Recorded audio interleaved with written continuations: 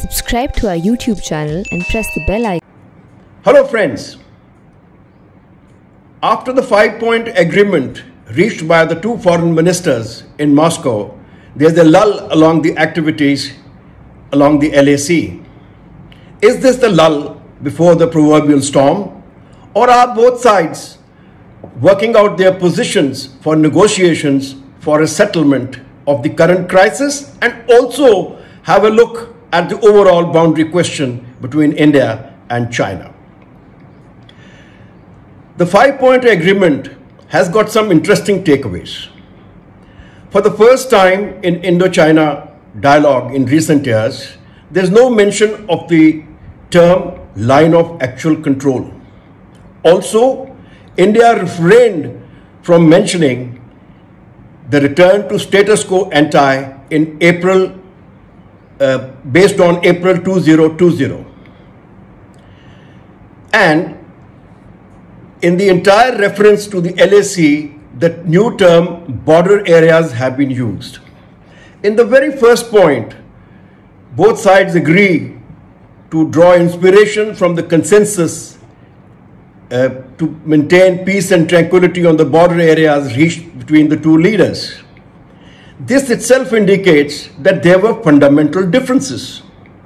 In light of the fact that the term LAC is not being used, and India has refrained from asking for status quo ante April 2020, what are these differences? In my view, these differences are primarily related to the alignment of the LAC. As per China, the alignment of the LAC is as per its 1959 claim line, which was first mentioned in the letter Zhou Enlai wrote to Prime Minister Nehru on 7th of November 1959, wherein he for the first time used the term line of actual control.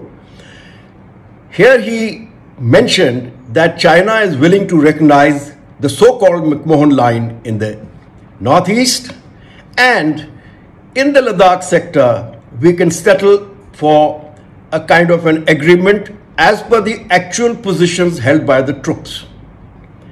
So this in Chinese view is the line of actual control, whereas India considers the line of actual control to be as per the 1993 agreement on peace and tranquility, which was signed between India and China.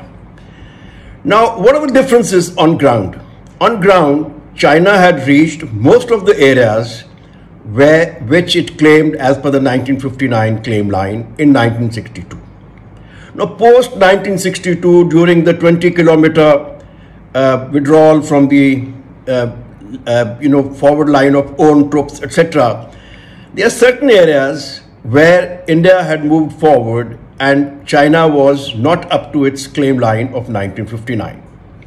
Now, during the current crisis, China has secured these areas primarily in the Depsang Plains, north of Penghongshu, in the Finger area. And there is one more area, and that is the Demchok area, where China is still away from its 1959 claim line. In Gogra Hot Springs area, there is no dispute as such, and this was merely a precautionary movement by China. So with this and the agreement that we have agreed to for further negotiations, what is the future? Firstly, the disengagement process is going to become more difficult.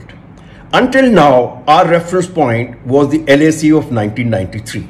Now there is no reference point, and it is the border areas. China will insist on the 1959 claim line, and we will insist on the 1993 claim line, and the disengagement, we would also like that we do not withdraw into our own territory. A further difficulty will be due to the fact that on the Kailash range, the area we secured on the night of 29th and 30th of August, we are sitting on the crest. Any disengagement will bring us below the crest. denying us the advantage that we have seized. So it's going to be tough negotiations, and it will be for the military commanders guided by the politicians and by the China Study Group as to how we proceed with these negotiations. But there's a bigger signal being sent by China. And the bigger signal, which to my mind seems to be that Zhou Enlai's letter of 1959 still holds good. We can look at the larger boundary question by agreeing to settle on the 1959 claim line, and with China recognizing all our positions in the northeast. Now, this is a fairly pragmatic solution because in the foreseeable future, India is not in a position to secure back Aksai Chin or other areas lost in 1962. And to maintain peace and tranquility, as well as to have future peaceful relations, it is worthwhile considering this proposal which is being signaled. The question that remains is, will the ruling party's domestic compulsions allow it to proceed in this direction? In the interim period, in my view, the best we can hope for is prolonged buffer zones between the 1959 claim line and the LAC of 1993. This could form the basis of the disengagement, with no troops to be deployed in this buffer zone, no infrastructure to be created, and no patrolling to be carried out. Once this is done, then we can proceed with the negotiations.